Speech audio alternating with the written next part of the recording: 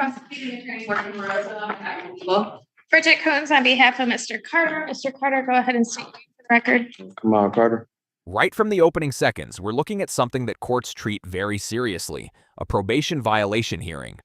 For viewers unfamiliar with the legal system, probation is essentially the court saying, instead of sending you to jail right now, we're giving you a chance to stay in the community under strict rules. Those rules typically include things like reporting to probation officers, staying out of trouble, and following specific court-ordered restrictions. But here's the key detail. Once someone is on probation, the expectations are actually higher, not lower. If the court believes those conditions were violated, the judge has the authority to impose jail time that was originally suspended. And this hearing was already adjourned once because another criminal case was pending. That means the defendant was already facing additional legal trouble while still under probation supervision. So before we even get into the arguments, the court is already dealing with a situation where a person on probation has new legal issues unfolding at the same time. That combination often raises serious concerns for judges because it suggests the probation conditions may not be working as intended. As this hearing unfolds, pay attention to how both sides frame the situation. Probation will focus on public safety and violations, while the defense will try to argue for more time or more opportunity. The judge, meanwhile, has to balance all of that while deciding whether this defendant still deserves the court's trust. And here's something to think about while watching. If someone is already on probation and new cases start appearing, does that signal a pattern? Or could it simply be bad timing? Teresa Clare on behalf of probation. Your Honor, Mr. Carter is before the court for a violation of probation hearing. That hearing was adjourned from February 12th due to a pending case. At this time, Your Honor, he now has two pending cases, both being felonies with a PCC date of March 7th. Probation is recommending that this VOP hearing be adjourned to March 18, 2024 at 1 p.m. to determine the outcome of his pending cases. Your Honor, we would ask that the court adopt the probation recommendations, and then we'd also ask or request that he be allowed to post some form of a cash bond. He is being held on other cases, but he would like to attempt to try to bond out while he is fighting these cases. So if we could ask for any type of cash bond that would assist him. Your Honor, probation would object to that request. The pending cases involve additional assaultive behavior. The case that he is before the court, his probation case is a child abuse case. His pending case is an assault with great bodily harm, less than murder, assault with a dangerous weapon, domestic violence, second offense, and an RNO. This is where the situation immediately escalates in seriousness. The defense is asking the court to allow the defendant to post a cash bond, essentially requesting the opportunity for him to leave custody while the cases proceed. But probation's response changes the tone completely. They reveal that the defendant isn't just facing minor charges. According to probation, the pending cases involve violent allegations, including assault with great bodily harm, assault with a dangerous weapon, and domestic violence. Those are not small accusations. From a legal standpoint, when someone on probation picks up new violent felony charges, judges often become extremely cautious about release decisions. Courts must consider not only the defendant's rights, but also the safety of the community. There's another key factor here too. The original probation case involved child abuse. When probation violations stack on top of already serious offenses, it creates a pattern that judges tend to scrutinize closely. So the defense is asking for an opportunity to bond out and return to work, something courts often try to allow when possible. But probation is essentially saying the risk may simply be too high. And that raises a critical question for viewers. Should someone facing multiple violent allegations while already on probation be allowed back into the community while those cases are still unresolved? All right. Yes. We did not. Whose fault is that? That is definitely mine. Yeah, okay, very good. So go ahead. The people waiving the defender's office, so the people do not believe that such conflict exists, the people make this waiver in avoidance of any doubt. Ms. Coons. Bridget Coons on behalf of the Public Defender's Office.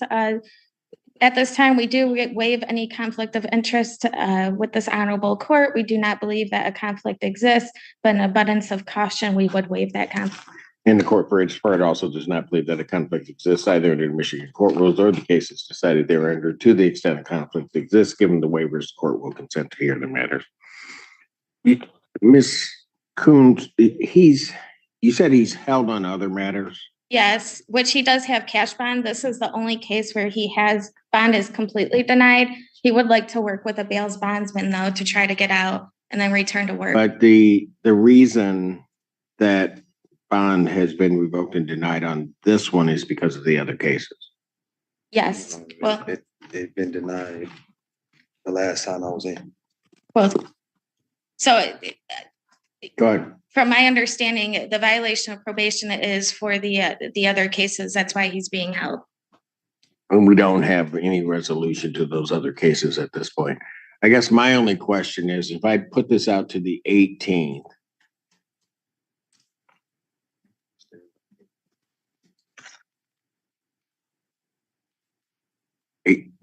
well, let me ask it this way. The other two matters that he has, are those headed towards some type of resolution or not? So that's going to be the first PCC that's coming up. I believe it's this week. Yeah. Yeah, On the 7th. yeah, Right. I was aware of that. yeah. So at this time, I don't believe so. We still have to get review the discovery in that case, particularly the videos. Okay. And if we're waiting, and the reason I ask that is if we're waiting on some type of resolution to come forth on those cases, setting it for the 18th, we're going to be back here adjourning. Because if it's set for the 7th, and let's say they ask for an adjournment, which PD tends to do, just kidding. And it's put out even a week, there has to be 4 days for a resolution. And if it's more likely put out 2 weeks to the 21st, that's going to be after the 18th. Here the judge starts thinking through something that many viewers might not notice: court scheduling strategy. When probation recommended setting the next hearing for March 18th, the judge immediately realized that timeline might not actually work. The other criminal cases haven't even reached their probable cause conference yet, which means they are still in very early stages. In criminal court, cases rarely resolve instantly. Evidence needs to be reviewed, discovery exchanged, and attorneys often request additional time. So what the judge is pointing out here is simple but important. If the other cases get delayed, which happens frequently, bringing everyone back on March 18th could end up accomplishing nothing. That's why experienced judges often schedule hearings further out than the parties initially suggest. It allows enough time for other proceedings to move forward so the court can make decisions based on actual developments instead of speculation. You'll also notice a brief moment of humor from the judge joking about adjournments. That might seem minor, but moments like that often reflect a judge's familiarity with courtroom routines. Still, behind the humor is a practical point. Timing matters in legal decisions. And here's something to think about. Should probation violations be handled immediately when new charges appear? Or should courts wait until those charges are resolved first? So I understand why Ms. Polero may be recommending that date, but I don't know if that's truly going to be anything practical. Your Honor, if I may, I do want to note that while the defendant's probation violation is because of the additional cases, he also was not reporting to Ms. Polero after, I believe, early December, and there was a bench warrant in this case. So it's not simply the fact that he picked up 2 felony cases. It's additionally the fact that he was not reporting to Ms. Polero in compliance with the conditions for this case as well. Right. I get that, but I think Ms. Polero, they were looking for some, I think, clarity of what's going to happen. I realize there are all these other issues going on in regard to this, but it would seem to me, what's my next date after the 18th? April 1st. I'm more inclined to adjourn this to that date, to the April 1st date. If something comes up where there's a resolution on the other matters or something happens on the other matters that we can do something on this, I don't mind calling it up early or doing something either by stipulation of the parties or by an order regarding this particular violation. So it won't prejudice Mr. Carter. I'm just thinking, why bring it back if it's unlikely we're gonna have anything to do. I see. Have you talked to your private attorney on that case? So, do you?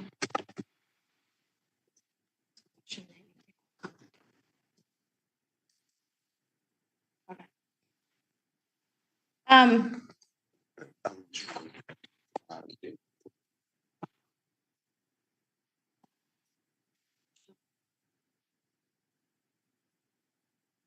Your Honor, we'd be okay with adjourning it further out. However, we'd still be asking for at least some type of cash bond in the meantime. That way he can try to at least post something and get back to work. What's his bond on the other case? It's 60,000 total. 60? Yeah. And Mr. Carter does believe that he'd be able to work with a bondsman to post out. We'd also, I mean, if it makes the court more comfortable, we could also offer a GPS tether. Now the conversation shifts into the financial and monitoring side of the justice system. The defense explains that the defendant's bond on the other cases totals $60,000. Typically, a bail bondsman would require about 10% of that amount, meaning roughly $6,000 would need to be paid to secure release. But the defense also offers another layer of supervision, a GPS tether. Electronic monitoring has become increasingly common in courts across the country. These devices track a person's location and can enforce boundaries. For example, preventing someone from entering certain areas or leaving home during specific hours. However, monitoring devices don't actually stop someone from committing another offense. They simply record movement and alert authorities if a violation occurs. That's why judges often ask themselves a difficult question. Does electronic monitoring actually reduce risk? Or does it just allow courts to keep better track of someone while they're still capable of breaking the rules? In this situation, the judge is weighing whether additional supervision would truly make the community safer. And it raises an interesting question. If someone already violated probation conditions, does adding a GPS monitor really change the outcome? Or just delay another violation?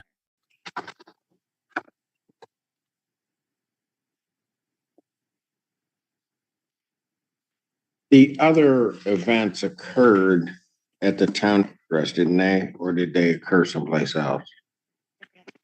No, Your Honor, they did not. They didn't occur on Towner in Ann Arbor. I think at this point, what I'm going to do is I'm going to continue the defendant's bond as is.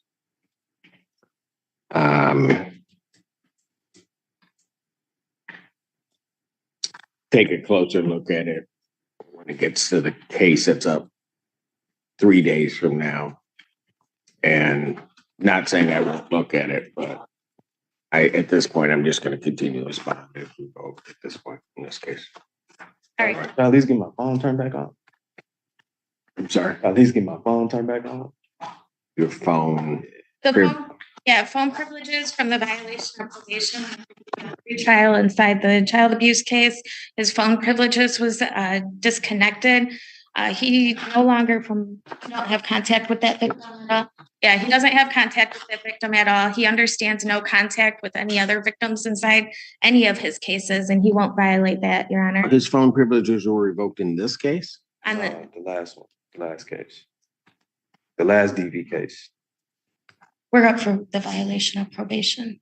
So, Your Honor, I believe that there was a domestic violence case that was brought forward before the court at a misdemeanor. That was dismissed and it was reauthorized as a DV second and an RNO.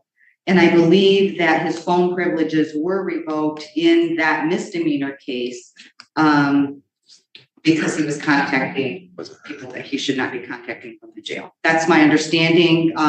Is that a case that's up now? Well, it's reauthorized as this pending felony. As the pending felony. So the phone privileges are revoked in the one that's up Thursday. No. Your Honor, no. No. So inside that case, he never contacted the victim. His phone privileges were already revoked whenever he went to the jail. Hold on. Okay.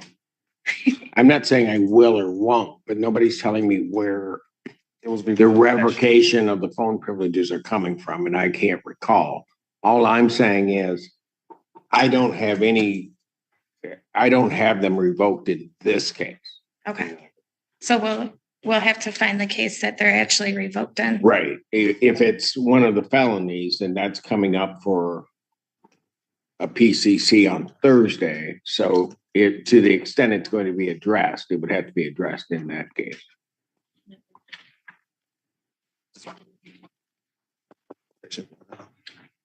So it wasn't. It wasn't a rehab. It wasn't. Okay. Somebody totally different. Okay, so I'll look into figure out the case. Okay. All right. Thank Okay. Thank you. Good. Yes. Till 1 o'clock. All right. Assistant Prosecuting Attorney Morgan Barroso on behalf of the people. Bridget Coons on behalf of Mr. Ostermiller. Mr. Ostermiller, state your name for the record. Jeffrey Ostermiller. Claire on behalf of probation. Your Honor, Mr. Ostermiller is scheduled before the court today on a violation of probation. Mr. Ostermiller was arrested on February 24th, 2024 on a violation of the contact order. So the court is aware, Mr. Ostermiller at that time did have no non-consensual contact with the victim in this case. There was an incident that took place at her home. She asked him to leave. Now the courtroom moves on to an entirely different probation violation case involving Austin Miller. This time, the issue centers on something courts take extremely seriously, violating a no-contact order. A no-contact order is a direct command from the court.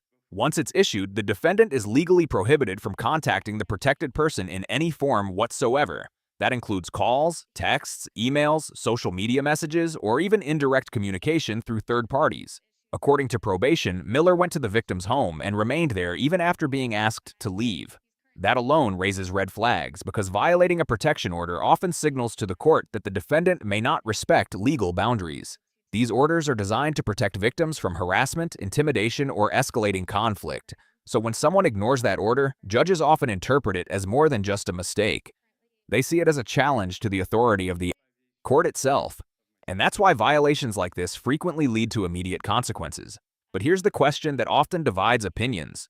If two people involved in a relationship continue communicating despite court orders, should the legal responsibility still fall entirely on one side? And in the police report that I reviewed, Your Honor, it took him multiple minutes before he left the premises or left the house. He was in the garage when police arrived, and he was arrested due to the contact order. Mr. Ostermiller was in custody. He was arraigned. The magistrate then put in place a no bond with the victim in this case, and bond was set. Mr. Ostermiller posted bond on February 26th, and he was released. Since that time, Your Honor, I did receive documentation from the victim in this case where Mr. Ostermiller has continued to communicate with her, multiple communications via text, emails, Google Docs, and I have provided all documentation to the court. Yes. Given the continued violation of the contact order and the prior violations from Mr. Ostermiller in this case in entirety, probation is now asking that the court sentence Mr. Ostermiller to 93 days in jail, credit for 27 days that he's served on this case, and to serve the balance. Let the court apply the bond that he posted. Probation is now making a clear recommendation: 93 days in jail, minus the 27 days already served. This type of recommendation usually means probation officers believe previous interventions have not worked. In many cases, probation departments attempt multiple corrective steps first: warnings, counseling programs, increased supervision, before asking a judge to impose jail time. But according to probation, Miller continued communicating with the victim through texts, emails, and even shared documents. From the court's perspective, that suggests repeated violations of the no-contact order. And when someone violates a court order while already released on bond, judges often see that as evidence that the defendant may not follow conditions outside custody. Probation's argument is essentially this: if the defendant ignored restrictions while free, jail time may be the only way to enforce compliance. But the defense will soon present a very different narrative. And here's a question for viewers watching. Should courts prioritize strict enforcement of protective orders, even if it means sending someone to jail for months over communication violations? Recently, which was a 5,010%. that is in his name. I would ask that the court apply that to his outstanding financial costs, waive remaining terms, accept his other financial obligations, discharge him from probation without incurring. Your Honor, at this time, Mr. Ostermiller does deny the allegations, and we would ask for this to be set up for a hearing. In the meantime, we'd ask that he be able to continue bond. He has completed some of the components through probation. I think that he is trying. Well, he's in Ann Arbor. Why doesn't he come down? We can do the hearing today. I'm staying with my mother in Santa Cruz. How far is that? About an hour and a half. I got time. I have no transportation, Your Honor. Well, you want me to send somebody to get you? I'd prefer if there were any alternative, I would take it. So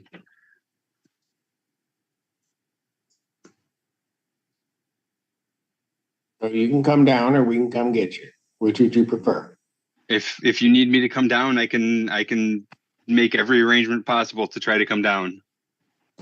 And what I'll do is I'll adjourn this matter to 3 o'clock. Well, what time is it? 1:30? I'll adjourn this matter to 3:30. Thank you. Thank you. Prosecuting Attorney Morgan Burroughs on behalf of the people. Bridget Coons on behalf of Mr. Ostermiller. Oh. If you can, state your name for the record. Jeffrey Ostermiller. All right. I think we went through on Zoom the violations that are alleged and the recommendation, but you may go ahead, Ms. Coons. Your Honor, at this time, my client would like to admit to the violations. And we would be asking that the court depart from the recommendations for good cause. He is, as far as the no contact goes, we in no means mean to excuse it. But he received 7 texts before he replied to the victim in this case. Again, I'm not trying to mitigate it. He understands that that was against court order, but he felt that at that time it would have been okay to reply since she was texting him so much. As to everything else, So which about the first incident then? the consensual contact or non-consensual. That turned into non-consensual contact. So as far as that goes, Mr. Ostermiller, I think that there's an issue with the police report. Our focus is more so he admits to the text and calls. As to the consensual contact, he was told to leave. He was packing his bag. The police had arrived to the house. Before I was told to leave. Correct. Yeah. And then at that point, he was arrested. He is currently inside individual therapy. He goes once a week. He discusses issues like this, including his relationship. He even has an appointment today at 4 o'clock. He's currently in the domestic violence program. He's 12 classes down, has one that he's supposed to go to tonight as well. He completed the intensive outpatient program, finished that inside November. He's been compliant with the sober link. Currently, 5 days. 5 days. 5 days shy of my 6-month chip. Yeah, 6 months sober. He goes to AA meetings daily and does have a sponsor with the 12 Coconuts home group. This is where the defense introduces what lawyers often call mitigating factors. They highlight Miller's therapy, participation in a domestic violence program, nearly 6 months of sobriety, and steady employment in an IT position. In sentencing hearings, information like this is meant to show that the defendant is actively working toward rehabilitation. Courts generally prefer rehabilitation over incarceration whenever possible.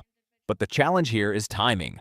All of these positive steps exist alongside the allegation that Miller continued contacting the victim despite a court order not to. For judges, that creates a difficult balance. On one hand, they want to encourage progress and personal accountability. On the other, ignoring a direct court order undermines the entire probation system. So the judge must decide which factor carries more weight, the violation itself or the progress the defendant claims to be making.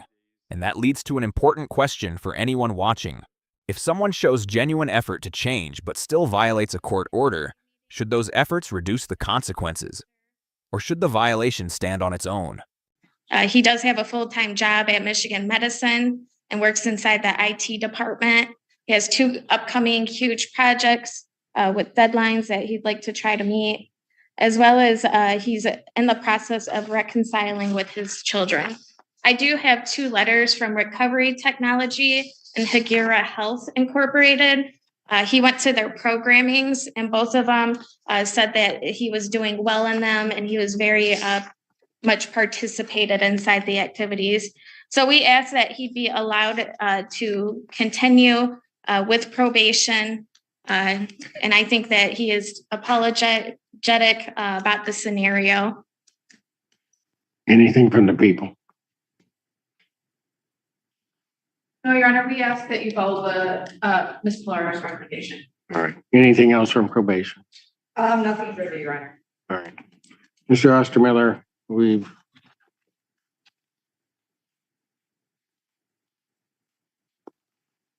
tried to work with you through this case, and the reports I get, and it's part of the problem is that rather than following what should be done, you always want to do things your own way, and allow you a little bit of latitude, and you just continue to not follow what they're asking you to do. I don't understand, after being arrested the first time, why even after 7, 10, 15, 20 texts, I don't even understand why you respond. I don't even get it. I should have blocked the number. I should have done anything but contact her back. I should have. I take full responsibility for that. It was a lapse in judgment.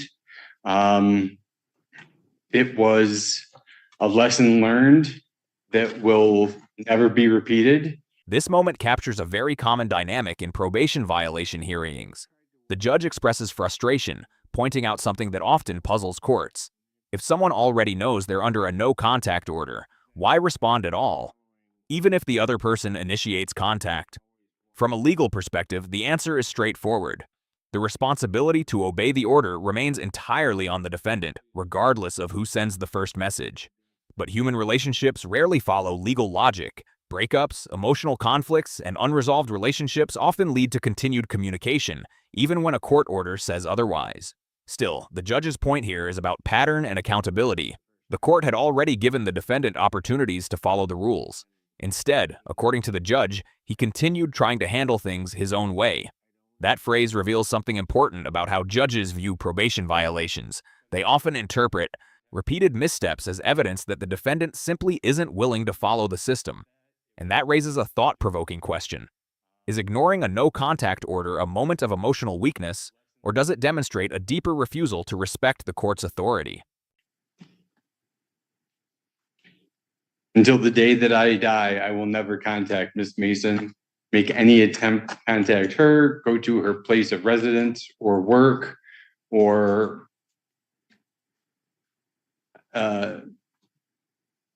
anything. I want to be as far away from this woman in this relationship as possible.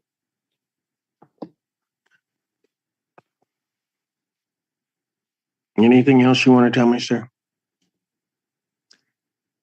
I made a big mistake. I made a big mistake this week. It is not a mistake that I will repeat ever.